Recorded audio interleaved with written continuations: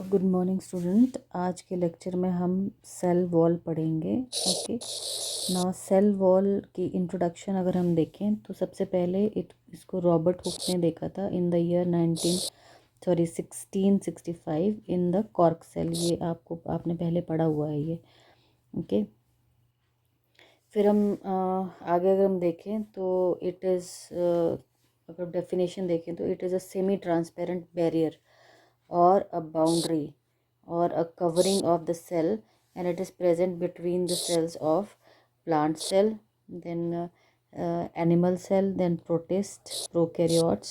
ठीक है, इन सब में ये प्रेजेंट रहता है। और इसका फंक्शन क्या है? It provides support and protection to the cells. Okay, all type of cells जिसमें ये प्रेजेंट रहता है। It has a thickness about 0.1 to 10 micrometer, and normally it is considered as non-living and as a secretion of the protoplasm, but actually में क्या है, it is the most active, metabolically active part of the plant or the cell, and which is capable of growth. Okay, if we saw the structure of the cell wall, starting from the inside of the cell, when the cell is newly formed, we know that the plasma membrane, this is the plasma membrane, okay, and this is the vacuole, and this is the nucleus, right?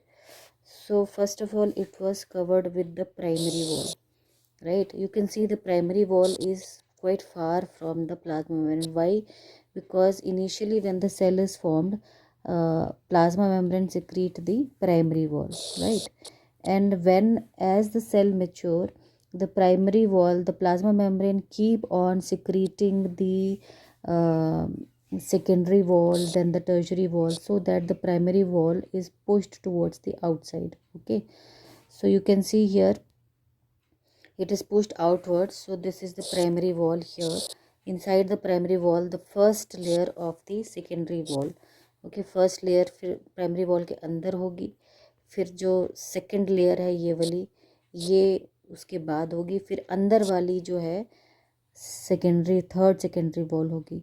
अब इसमें S1 S2 S3 दिया हुआ है इसलिए क्योंकि इसके अंदर जो फाइबर्स की जो ओरिएंटेशन होती है वो डिफरेंट होती है। अगर हम सबसे अंदर की बात करें, यानी कि S3 की बात करें, ये सबसे अंदर वाली है, ये वाली येलो वाली, ठीक है, तो इसके अंदर सेकेंडरी वॉल में जो है वो एनुलर थिकनिंग्स होती हैं which are parallel to the longer axis of the vessels और ट्रैकिड्स।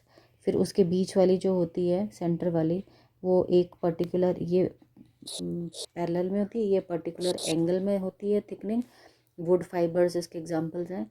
और जो फर्स्ट वाली होती है उसके अंदर जो है वो पैरेलल थिकनिंग होती है लॉन्गर एक्सेस में, ठीक है, तो जैसे हेम्प में होती है। सो इस तरह से ये तीन लेयर बनती है सेकेंडरी वॉल की। इन सर्टेन केसेस जैसे टेक्सास वगैरह है, उसके अंदर जो है एक और लेयर सिक्रीट होती है। जब सेल का ल्यूमन बहुत छोटा रहता है तो एक और सेल, ये जो ब्राउन कलर की दिख रही है, this is the tertiary wall. Okay, तो टर्शरी वॉल भी सिक्रीट होती है कुछ एक उसके अंदर। टर्शरी वॉल जो होती है वो जाइलम में काफ़ी रिच होती है और सेकेंडरी वॉल के अंदर की तरफ होती है, यानी कि प्लाज्मा मेम्ब्रेन लास्ट में ये सिक्रीट करती है। और ज़्यादातर ये टेंशन बोर्ड, जिम्नोस्पर्म के टेंशन बोर्ड में प्रेजेंट होती है। इसमें माइक्रोफाइबर्स जो होते हैं वो नहीं होते हैं जैसे सेल्यूलोज में हमको दिखते हैं। और ये टेक्सास में मैंने आपको बताया एग्जांपल है इसका। और ये काफ़ी इलास्टिक होती है, स्ट्रॉन्ग भी होती है। और जैसे हम बोज बनाते हैं ना, जैसे धनुष बनाते हैं, तो उसके लिए जो है ये इस तरह की वुड काम में आती है, ठीक है। तो ये इसका सेकेंडरी स्ट्रक्चर है। सो थोड़ा सा अगर मैं इसको आपको और थोड़ा सा लिख के बताऊं कि सेकेंडरी स्ट्रक्चर में क्या क्या होता है। So will start with the primary wall. So primary wall, ये आपने पहले भी मैंने आपको थोड़ा डिटेल में करवाया हुआ, ultra structure of primary wall.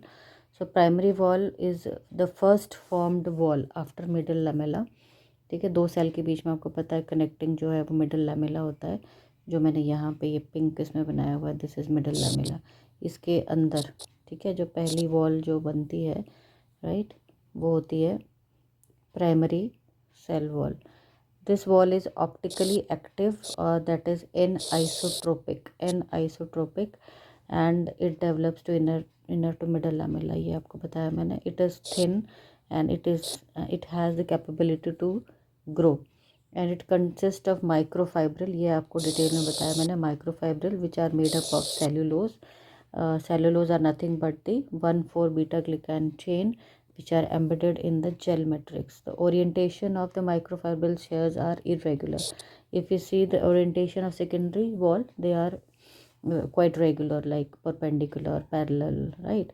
Here the orientation of the microfibrils are irregular, and it is this primary wall is clearly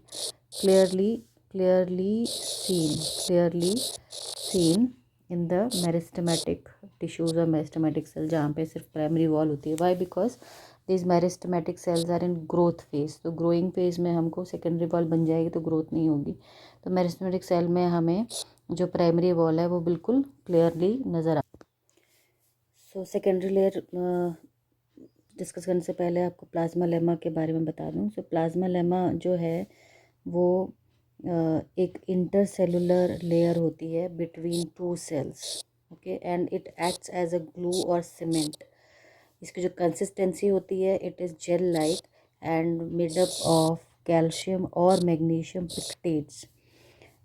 cell division के बाद जो है ये पहली लेयर होती है जो फॉर्म होती है, and it can be easily degraded. जब ये फ्रूट राइपनिंग हो रही होती है तो उस वक्त एंजाइम प्रोड्यूस होते हैं, पेक्टिनेस. ठीक है, पेक्टिनेज एंजाइम. तो इन एंजाइम के प्रेजेंस में ये इजीली डिग्रेड हो जाती है. इसको मिडल लैमेला को और भी तरीके हैं पेक्टिनेज के अलावा सॉल्युबलाइजेशन करने के, जैसे कि स्ट्रॉन्ग एसिड्स या अमोनियम ऑक्जेलेट या इवन गर्म पानी में हम डालते हैं तो ये जो होती है जेल लाइक कंसिस्टेंसी में कन्वर्ट हो जाती है, और इस प्रोसेस को मैसरेशन बोला जाता है. ओके, एक चीज़ और बतानी थी आपको. यहाँ पे जो हमने डायग्राम बनाया है, ये डायग्राम, इस डायग्राम के बीच में अगर मैं यहाँ पे एक इस तरह से कनेक्शन करूँ प्राइमरी वॉल और यहाँ पे, अच्छा ये पूरा चला जा रहा है. सो ये जो एरिया मैंने यहाँ पे बीच में क्लियर अप किया है, this is nothing but the plasmodesmata. That means a connection between one cell to another cell. This is first cell, this is second cell, like that. Okay, तो हर एक सेल में जो कनेक्शन होता है, 2-3 connections होते हैं, इनको प्लाज्मोडेस्माटास बोलते हैं. Next secondary walls. Secondary walls is around 3 or 4 to 10 micrometer in thickness. Okay, and it is non-elastic and rigid, made up of cellulose fibers, जैसे प्राइमरी वॉल में होते हैं, which are longer. Okay, and it is around like 14,000 units जुड़ी होती हैं इसमें, so even more than that. Okay, so they are much longer than the primary wall cellulose fibers. It is highly specialized in structure and composition, and it is usually formed when the cell growth stops. Okay, cell growth जब रहती है तो primary wall रहती है, जब से वो रुक जाती है उसके बाद सेकेंडरी ग्रोथ जो है वो शुरू होती है. ओके, ये मैंने आपको पहले बताया. It is around 14,000 glucose units that are like joined to form the microfibril of the secondary wall.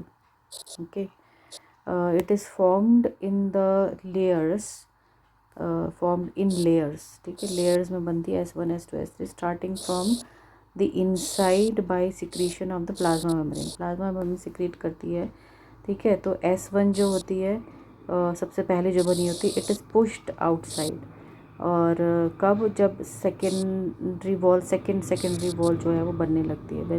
When secondary cell wall is formed it is again pushed outside when third secondary wall is formed. Likewise, तो अगर हम देखते हैं तो S1 outside लाई करती है बिल्कुल primary wall के पास, S1.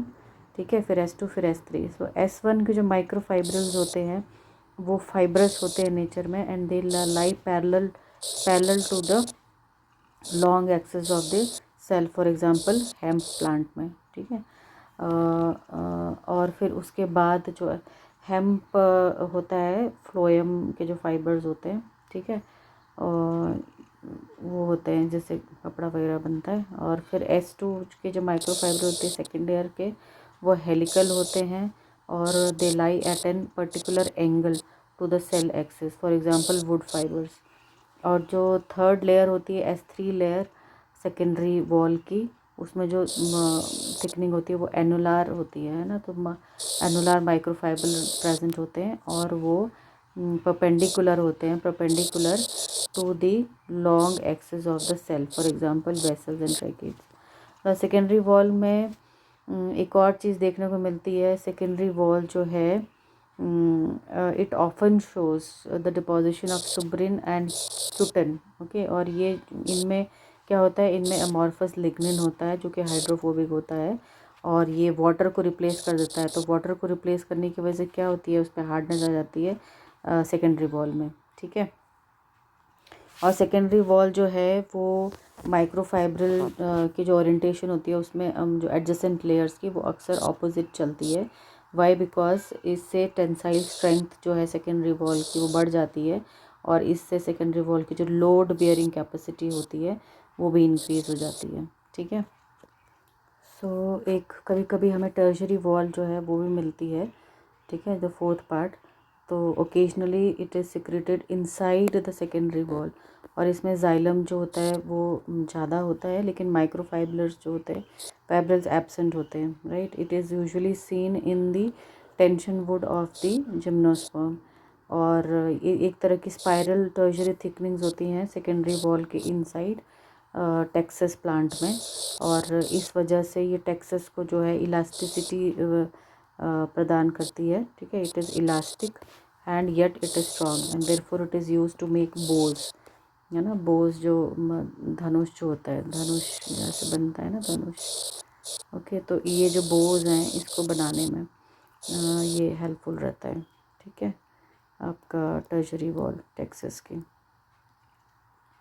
So this is about the structure of the cell wall.